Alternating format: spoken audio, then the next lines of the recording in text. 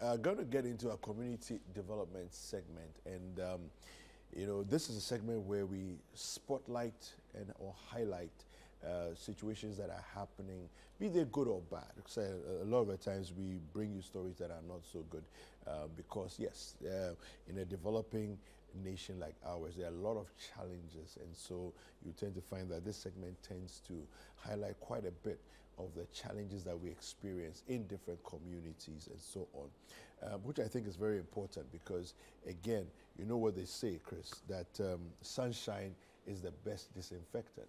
So when you have challenges in situations like we have in Ghana, one of the best ways to do is to expose it, open it up talk about it, open it up. It allows the roaches to run away, the rats and the things that like to hide in darkness. When things are covered, to drives them away, so that people can have a better, standard and quality of life, and so on. So I think this is for me, one of the important things, reasons why we have this segment.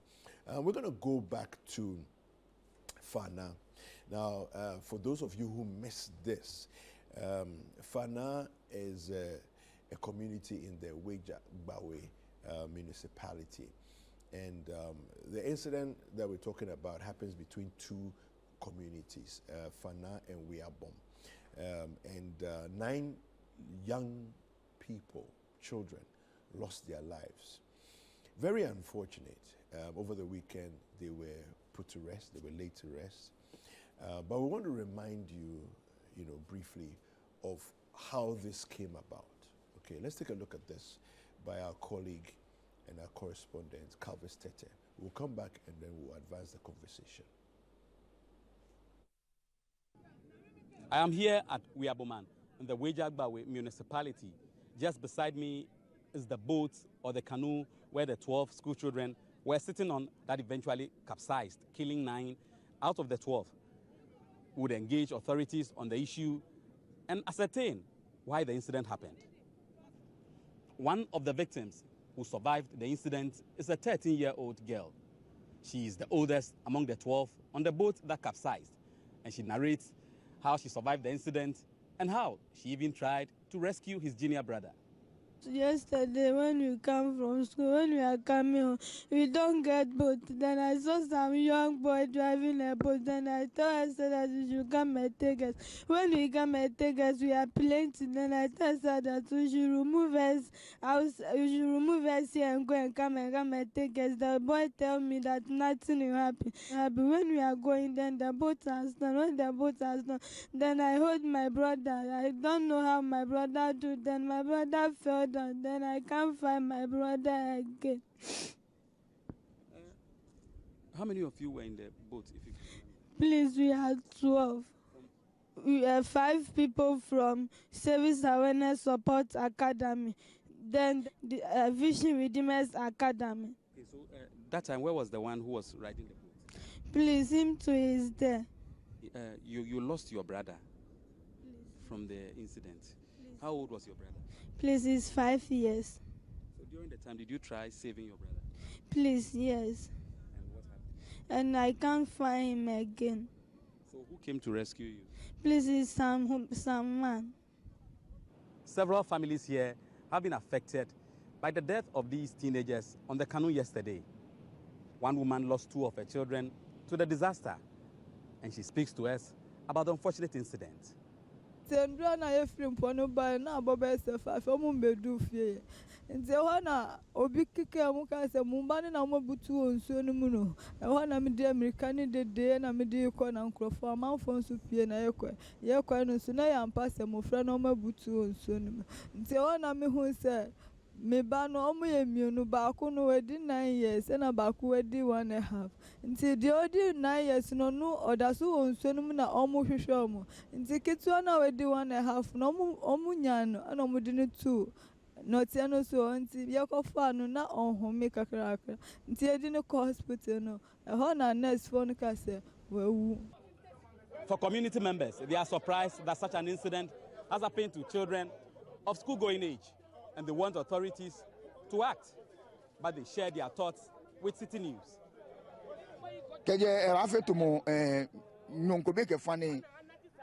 Nekebi ene particular o nanke ke chi amo ebie. Nsene ne mokongbo, nsene le mokongbo eje fen lololo o nanke amo ebie. Mi bla panyi bani. Nti mi fe no de me ka ba me nchen say ni nua no ba kan suo no mu. Nti de ba 12 no no etimi ebomodin ayi ye di net. Krompo no mo ko fa net e ba tuoi. Ansa de etimi nya nipa 8 no no na de mo ko gu mo chire. Ti na ye tu yangu nsuo ni mu no. Ye yi bia na etimi ya no ye be yi no bia na wawu. Omo bie Weija no e na wo ni so yiri. Tin kola no no di boat na kasa na msei. E na asochi we ni bom ebutu ye. Assemblyman for Fana has been instrumental throughout the rescue operations, but his worry is that the authorities such as the NADMO and those that matter have not been up to the task.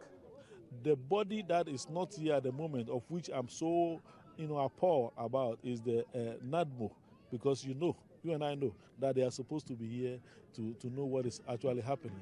And it's the Zoel guys that also came around and then added their effort to the community folks. And the police also did their bit, and things are just underway. We just had information, a hint that she's found somewhere, and then brothers have rushed to the scene to see whether they can have a retrieve. We are currently on the canal that connects to the sea here in the Weija enclave.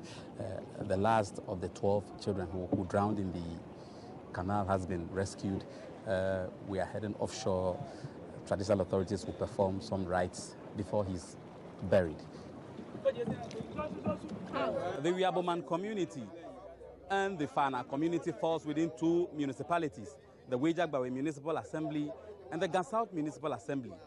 But the MCE for Gansouth Municipal Assembly, Joseph Nyani Stephen, says he has answers. In fact, we are all not happy about what happened.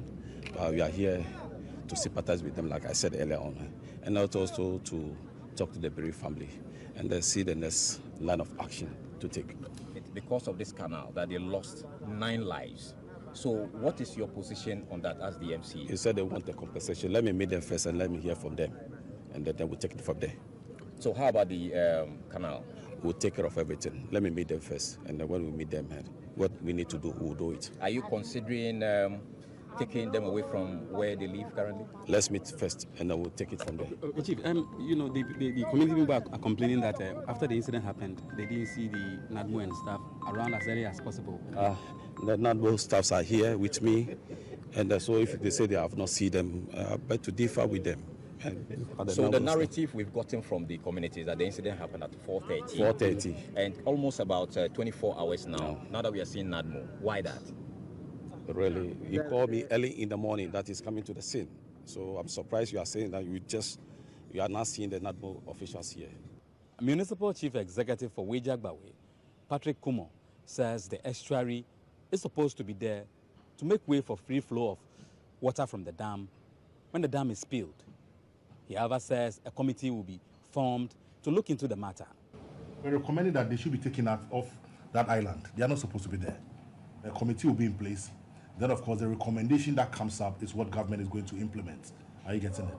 I believe sometimes we create our own problem and then we come try to heap it on government. You are not supposed to be there. You've set up your own community, and now this disaster comes up, and now it's supposed to be handled by government. Government is responsible for everybody, but then certain laws and certain things must be respected. Two communities within the Weija and Gansouth municipality are in a state of mourning after the death of 9 out of 12 children who were commuting from school to their various homes. Community members are hoping that authorities that matter will address their needs.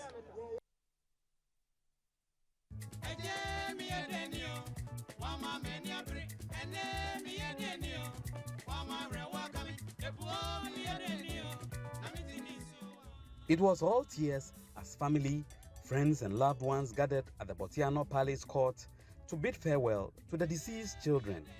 Mourners were still shocked about the incident.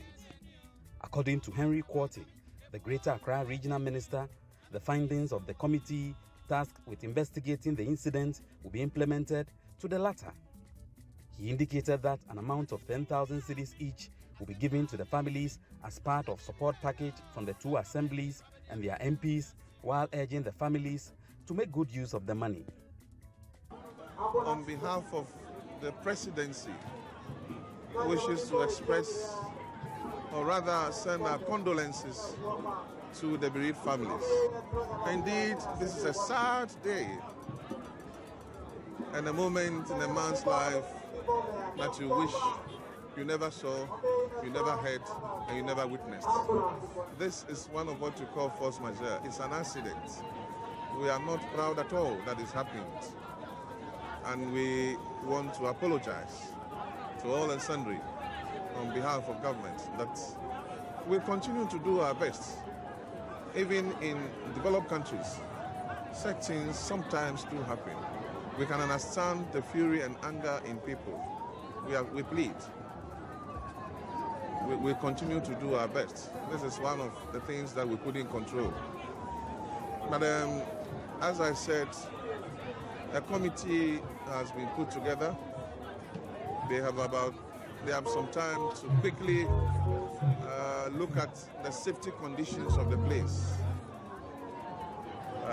Like I said, the MP and myself and my colleague will abide by the recommendations that will come from the report. And we hope that the report will tackle all the areas for us. In the meantime, though, as a token, whilst we await the recommendations of the committee, this is support from the MPs, 10,000 Ghana each to the parents. Like I said, it's not from government yet. When the report comes, government will also come in. In the meantime, we have appealed to them, whilst we wait for the reports, to caution children under the age of 16 who paddle the canoes. We are aware that a young man who was helping them ferrying them across is about 15, 16-year-olds. We've cautioned the parents to ensure that people who are of age and are experienced will do so in future. Owner of Vision Redeemers Academy, one of the schools that lost some of its pupils to the disaster, say they are still living in shock. According to Reverend Joe Alfredon, the wife fainted upon hearing of the news of the children drowning. He explained that he personally bought a canoe to ferry the children to and from school, but unfortunately, on the day the incident happened, the children didn't use the school's canoe. I couldn't believe it because these children, I play with them all the time. In a sense that I'm a pastor and God led me to Fana to start a church there. I sold my cars to build a structure there for them, just for them to have the gospel. And over there when I went, I saw the children loitering without going to school. So I decided to establish that school. I don't take school fees. I buy uniform for them, free education. They just pay 5 Citi. Sometimes they don't bring anything to school. And when I established the school, I realized that transportation was a problem. So I have to buy a canoe, the bigger one for them, that conveyed them. But that fateful day, unfortunately, they couldn't use that one. They used the smaller one. And when I heard the incident, I was at almost to Tema. Then I have to take Okada, rush to the scene. In fact, my wife and myself went. My wife fainted, went to coma over 3 hours because of the shock. In fact, I can't believe it. I can't believe it. But I know our good Lord knows the best. For some mourners at the funeral, lessons should be learned from the incident. Yes, we feel so sorry for the parents that are in this situation, because today is Mother's Day, and what are we seeing? As people are celebrating their mothers, some mothers are burying their children. This is a good lesson that we all have to learn. It's both politicians and the residents. If any child is going to school or doing business on the sea and it's not in life jacket, it should not go. The bodies of the 9 teenagers who drowned at Fana have been laid to rest at the cemetery here in Botiano. The Greater Accra Regional Minister and the municipal assemblies, together with the MPs, gave each family member 10,000 cedis each as their widow's mite. They are hoping that lessons will be learned from this. Carl Stetter, Citi News, Botiano. All right. Very heavy, sad scenes there. Tragic incident happened. In the studio here, we're emotional, just watching some of these scenes and seeing the little children, especially to see these little kids who really they had no hope, with what was happening. For me, the conversation should be elevated to the level of the responsibility of duty bearers. All right, you've known this in the community. Let me address the assembly, the municipal assembly, Weija. You've known that this is the way they live their lives. They transport themselves every day without any proper controls from the assembly. You've not done anything in terms of provide safety measures, provide properly trained professionals. I'm not even sure if the assembly has even done, any kind of a provision by saying, okay, you know what?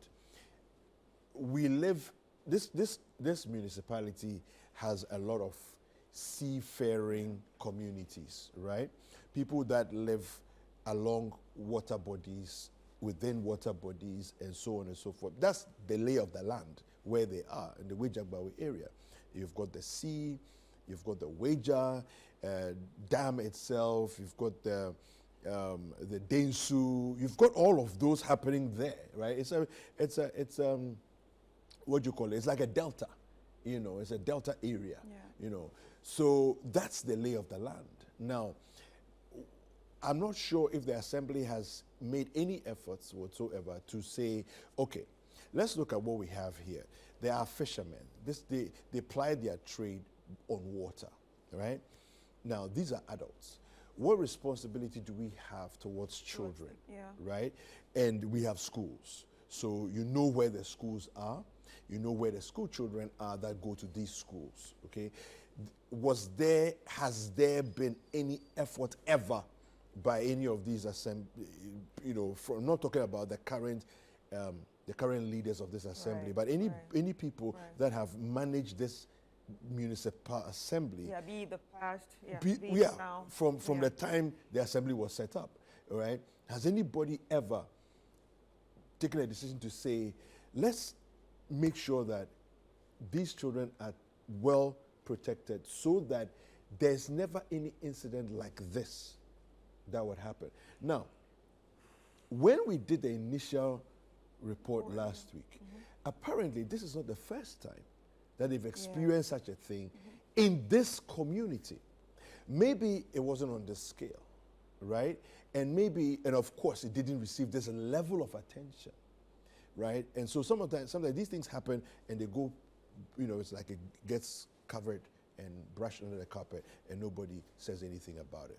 But this one, we decided here at Citi to do a proper extensive coverage and follow the story through, follow it to its logical conclusion. For us to behave and to act as though this is an act of God, something that was unforeseen. No, you can't say it's unforeseen, please. I beg you. Whoever says it's unforeseen is not being truly genuine about this situation. Listen, let me read you the definition of force majeure. Force majeure is defined in two ways. Unforeseeable circumstances that prevent one from fulfilling a contract. Unforeseeable circumstances. Anybody could have foreseen that a potential accident where a boat would tip with children in it could happen one day or another. The fact that they've gone safely from point A to B today doesn't mean they'll go safely tomorrow. That's You cannot call that unforeseen. Is the second definition an irresistible compulsion or superior strength. That is what you typically would refer to as an act of God, where something like an earthquake that you cannot resist, you can't push it back. It's coming. A tsunami, that's, a tidal wave, those things, cyclone, tornado. Those are acts of God. You can't force majeure. That's what we're talking about. This that happened in Weija, in Fana, Weija, it's not an act of God. It's not force majeure. This accident happened as any accident can happen. Fair enough. But the loss of life is something we could have controlled with life jackets and insisting that no boat moves without life jackets. I've used this as an example before. We'll speak to our correspondent shortly. I've used this as an example before, and I'll say it again. I think I've been to Nzulezu maybe 3 or 4 times. There's never been a time, from my first visit to the last visit, there's never been a time that I have gone to the town of Benin to cross over by boat to Nzulezu that the boat operators did not insist that we wear our life jackets. They provide it for you and they insist you wear it. Sometimes they will even change the life jacket because it doesn't fit you properly. They make sure that you lock it correctly. That's a properly operated system. That's how it should work. Our correspondent, Calvis Tete, has joined us on the line. Calvis, good morning. Morning, David. Welcome once again to Breakfast Daily. Thank you. Calvis, this morning, of course, throughout the weekend, you were busy with this story, and then yesterday, the burial took place and all that. To bury your child on Mother's Day must be, I can't imagine the horrible emotional turmoil that mothers were going through yesterday. What updates can you bring us? Paint us a picture from what happened on the ground yesterday. Well, David, it's quite sad, like you said, to bury your child on a Mother's Day, where your child is rather supposed to celebrate you, but you are rather burying her on that day. This memory would never go away, according to some of the parents. This memory will forever remain with them. Yesterday, the 9 children were laid to rest at Botiano Cemetery. Government officials, the regional minister was there. He led a delegation from both the 2 municipal assemblies and the district chief executives for both municipalities. Were there to ensure that the 9 children were given a befitting burial. You could see on the faces of people around Botiano and its surrounding communities, Pana, Yaboman, you could see that they are very sad. I mean, it was not a good thing at all. Seeing these children being buried, and to have the feel that they also died through a means that could have been prevented. So I spoke to some of the parents, and they are saying that, they are hoping that lessons will be learned from this. But as to whether the lessons are going to be learned from this, is something we need to action ourselves. The Greater Accra Regional Minister, the delegation, stood on behalf of both municipal assemblies and presented an amount of a check of 10,000 each to the families who have lost their loved ones. So let's say, for instance, those who have 2 children, they give them 20,000, and the woman who lost 3 children, they give her 30,000. Okay. They said this is just their widow's mite. And at the appropriate time, when the committee is done with this work in about 2 weeks' time, they will come out with their findings and ensure that the findings of the committee are actually enforced. Earlier, he made mention that as to whether the suitability of the area that people are occupying is a problem. So it depends on what the findings will come out with. If the suitability of the area is not something that will benefit them, then they will have to move them from there. But if it is good for them, they will keep them there.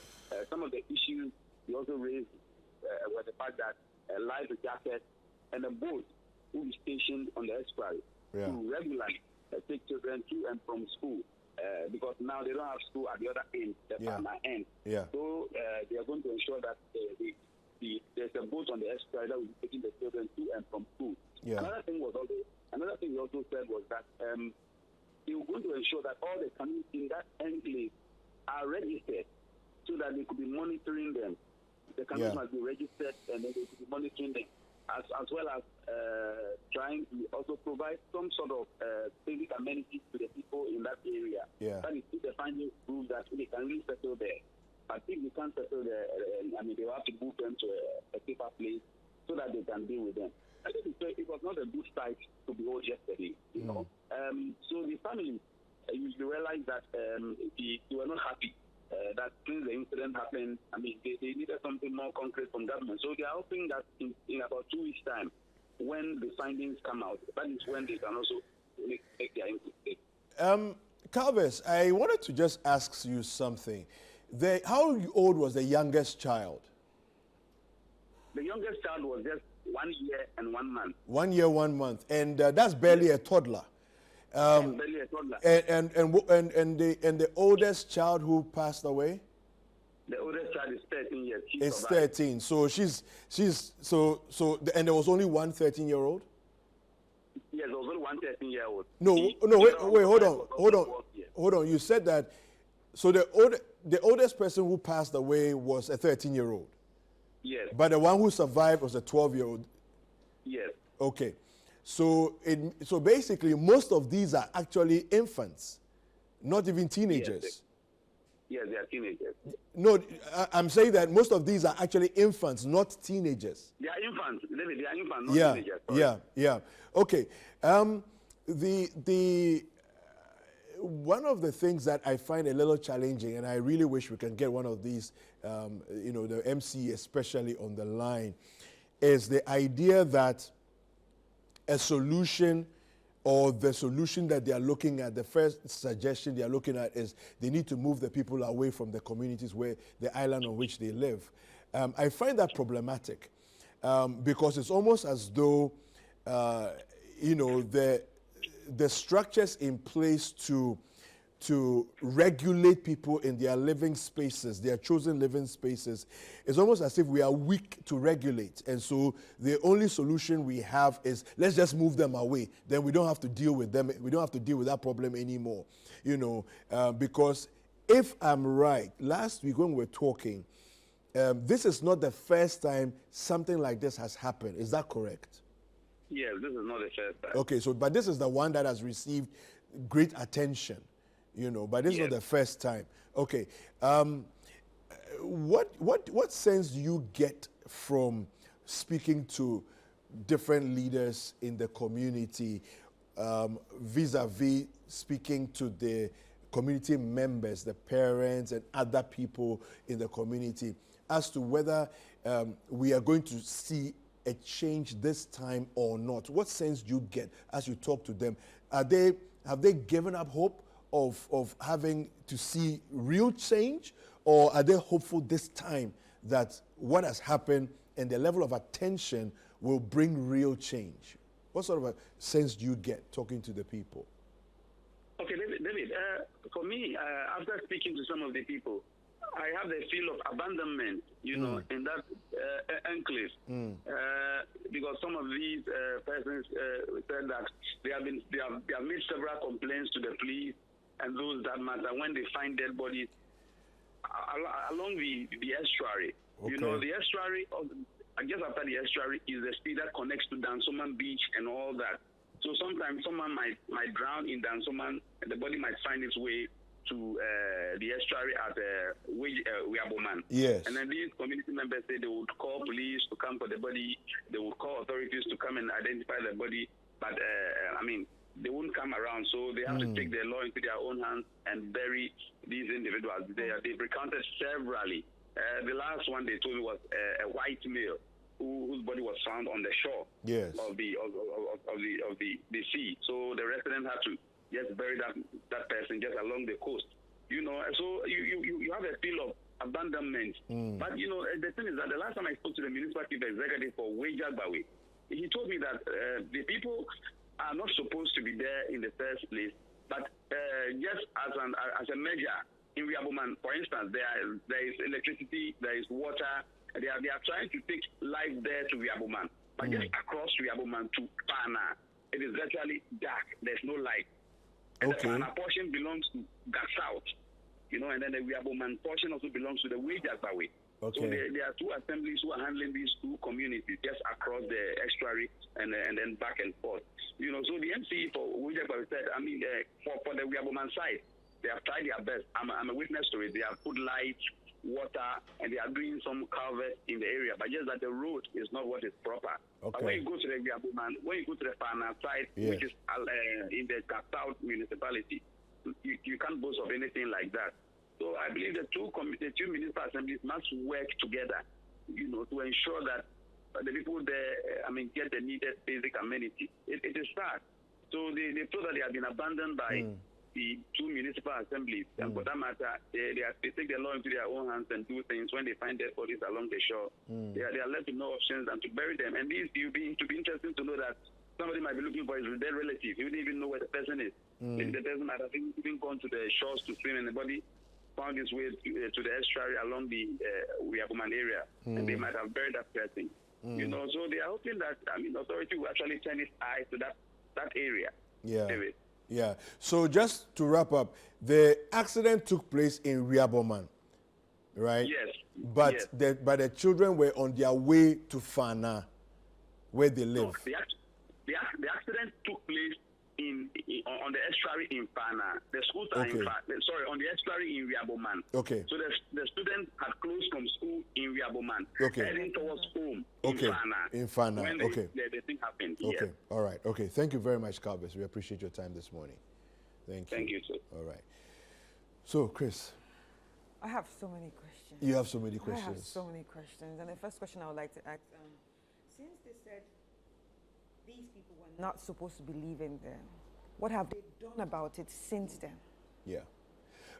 No, but wait, hold on. What have you done about it since then? Okay. We don't have to wait for a tragedy to happen before you start telling us, okay, there should have been some kind of warning, there should have been some kind of evacuation. But no, you just let them be.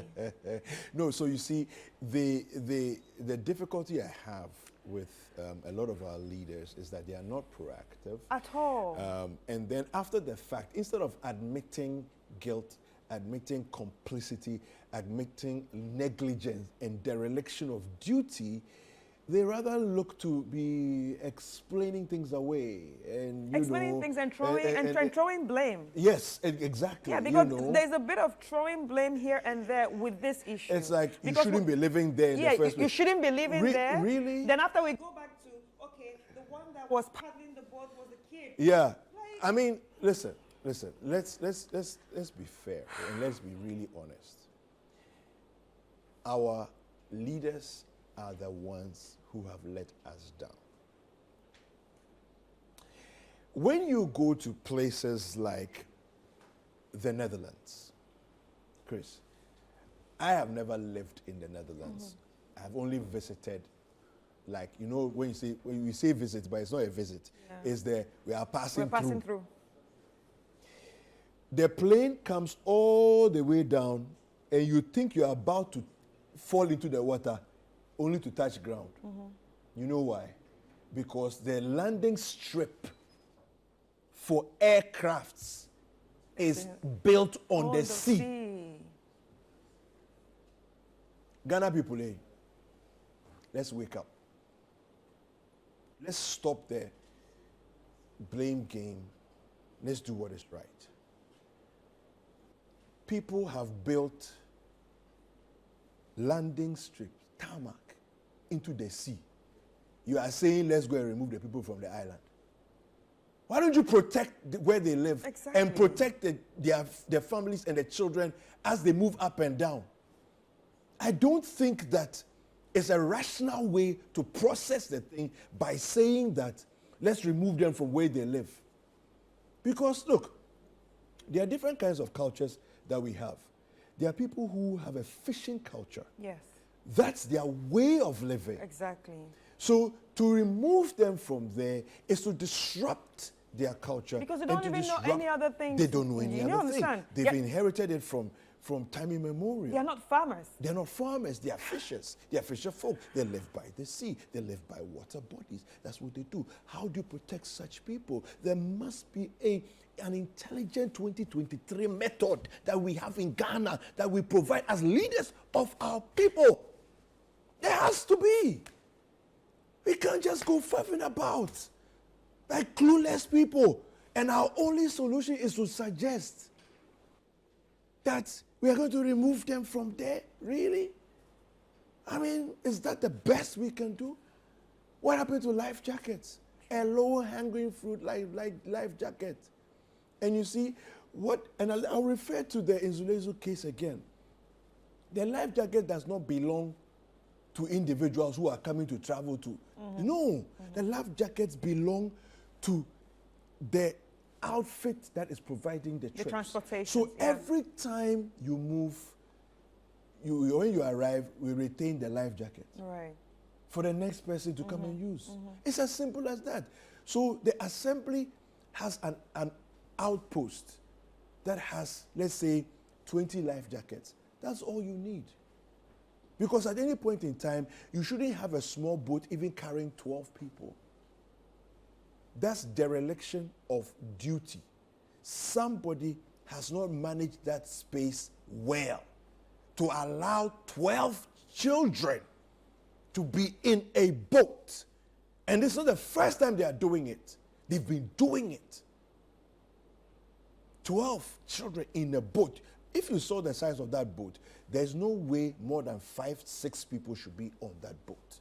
No way. Anyway, the assemblyman has joined us. Good morning, Honorable. Morning, sir. Welcome to Breakfast Daily. Thank you. After all that has happened from your community, how do you feel this morning? We are still sad. We are still mourning our children, but we are relieved that they will be able to bury them as we speak. Yes. Now, as an assembly, Mr. Bright, what are some of the things that, what sort of some of the plans that are being put in place as an assembly that you are aware of to improve the situation, the situation for your students who need to be transported in order to go to school?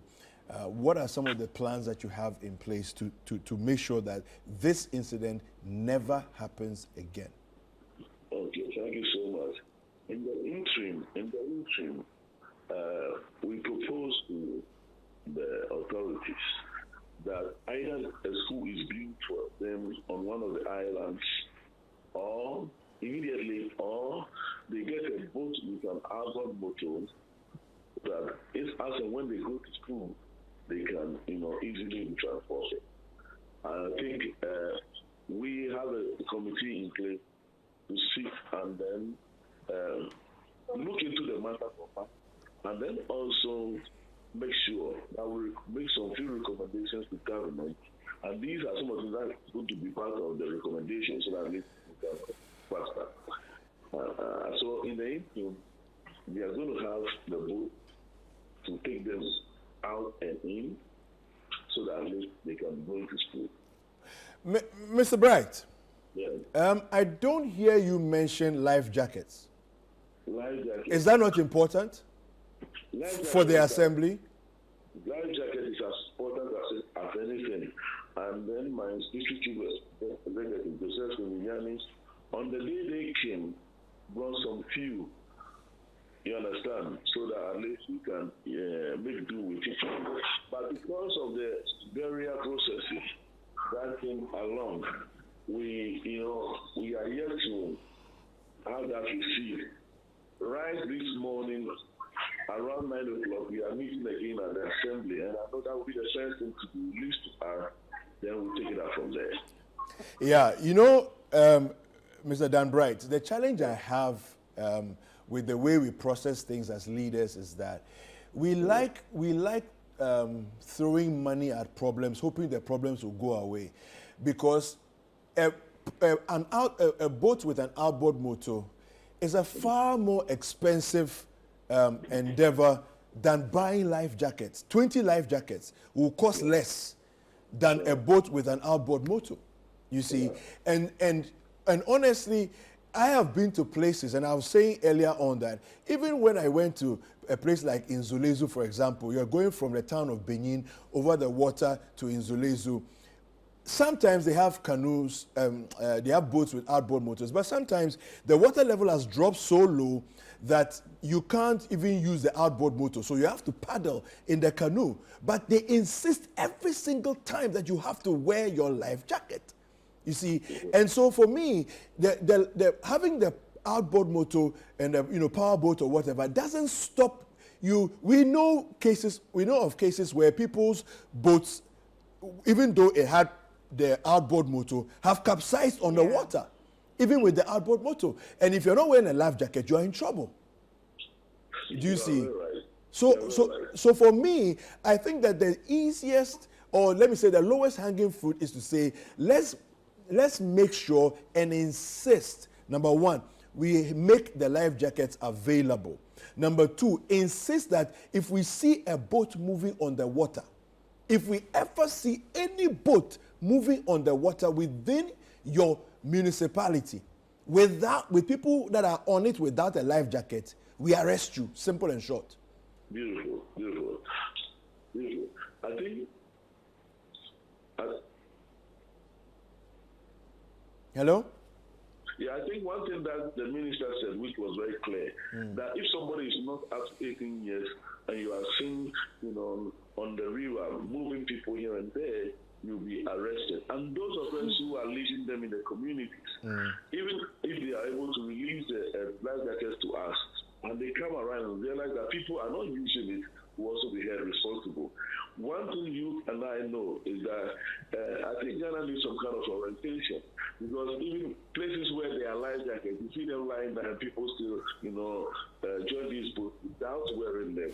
So we'll make it, we'll just educate the people to see the need for them to wear the life jacket, also whether the tides are high or low, because it's to protect life. And so we'll do that education and insist that everybody wear it. Should we even restrict some at all? All right, so Mr. Dan, I think, everything you said it's possible. It's just about implementation. But I just want to ask, from our last report, it seems like this kind of issue has been happening. This is not the first time that it's happening. And I just want to ask, have you ever heard of any of the past issue, and what did you do about it? In fact, I didn't get your question at all. Okay. Yes. From our last report, it seems like this is not the first time that this kind of incident is happening. And have you heard any of the past incident, and what did you do about it? Very well. Indeed, this is not the first time it's happening. Just that it has the magnitude, I think the degree of of this very accident is higher than any. We used to have one or two, and we are all going to learn from this very one. And so that's one I can assure you. Like you said, you would like to know when it happened the first time, what do we do? Not much was done though, but I believe that going forward, we're going to adhere to the safety rules and make sure that we do the right thing. Okay, thank you very much. You're welcome. All right. Thank you so much. Yeah. So, Chris, this is Ghana. This is the state of the nation. Yeah. It's so, quite unfortunate. No. It's quite unfortunate, because obviously that means they have been hearing it, but we always have to wait for it to be worse, for it to be grand, for it to make the news before everyone, becomes active. And I can bet you anything, really, that if we hadn't decided that this was a bad enough situation and that we wanted to extend our coverage on it, it would probably not have triggered this kind of nationwide reaction, right? Because a lot of the times we do spot coverage and then we walk away. Spot coverage and we walk away. But that day, we decided that, look, let's stay there and focus on the communities. Yeah. We were in Weija. Let's go over to Fana. Right. Let's find out how they're feeling in Fana. Because they live in Fana, they go to school in Weija, and this thing happened in between. So. It actually affects both communities. No, it does affect both communities. Yeah. And I think that for me, the assemblyman says, this time we will learn from the lessons. I think that we cannot allow our leaders to continue to treat us like this. We cannot allow our leaders to continue to treat us like this. We have Divine Kwe of Africa Education Watch on the line with us. Divine, good morning. Good morning. Yes, it's been a while. How are you doing? I'm doing well. How are you too? Very well, thank you. Thank you for joining us. Now, Divine, I'm sure you've heard all the ins and outs of these stories and everything. As an education think tank and people that watch this space, what are your thoughts? All right, thank you very much again, and one people viewers. It is so sad that the idea once again, hearing about the death of 9 pupils whose only crime is that they want to have access to education. The recent development is the second one happening in this year. The first one happened on the 5th of January 2023. Yeah. And we lost about 8 pupils. This time we are losing about 9 pupils. Yeah. So in the space of 5 months, we are losing about 17 people who were on their way off from school. Yeah. Unacceptable. When it happened in January in Senate East, we issued, Africa Education bill to the communique or a letter out, additional GS to Ministry of Education to, among other things, provide life jackets to all people in island communities. Yeah. And what happened was, TES only went in to supply 100 life jackets to people in that community that the incident happened into. That is, to take home and it ended there.